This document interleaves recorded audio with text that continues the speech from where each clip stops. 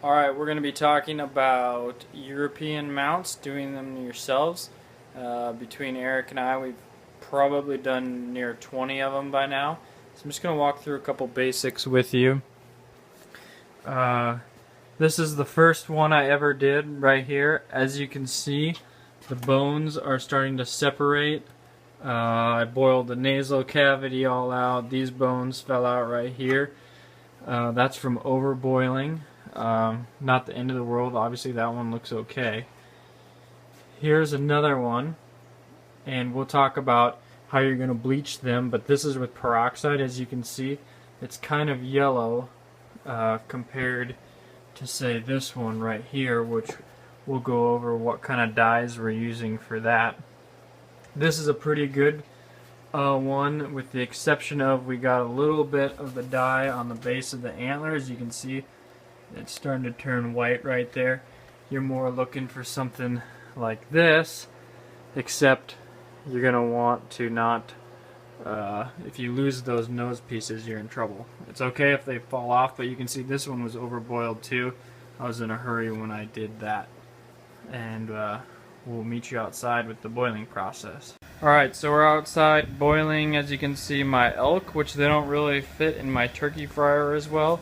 This is just a cheap turkey fryer. I think I paid 40 bucks from Bass Pro for it. You theoretically want to have your whole skull submerged, but as you can see, it's a little too big for that. Once I get probably the lower jaw out, I'll be able to get it all the way in there. Well, what you're going to want to do is you're going to want to bring your water to a boil, and then you don't really want it a hard boil, just kind of like a simmer. And between a half hour and probably 45 minutes, you'll start to see the flesh is kind of almost ready to fall off. Like we mentioned before, you don't want to overboil it.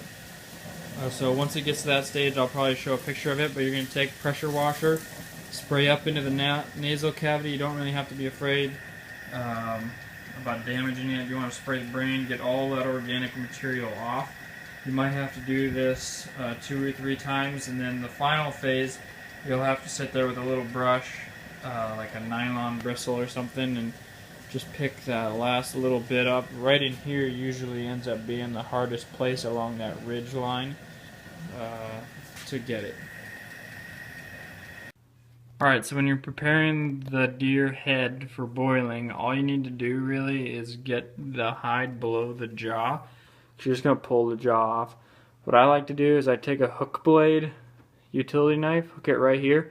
You can just zip it up with the hair and go right along that.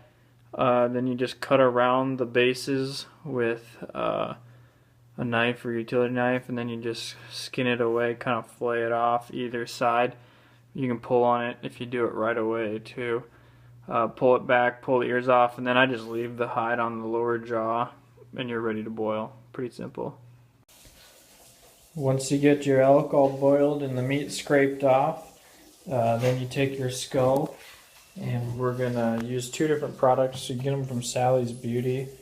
Quick White Super Strength Powder Lightener. It's a powder form. And then this developer number 40 volume developer. It's liquid. Mix them together into paste, and then you go ahead and put the paste all over your head, inside, outside. You want to get it as bleached as possible. Pack it all in there. Be real careful about getting it on the bases of the antlers, or it'll bleach it off. You let it sit for 2 to 3 days, and then you just wash it off with water, and it basically rinses off, and then you're good to go. As you can see on this elk head, there was some damage to it from a bullet, so I did a half European style on it.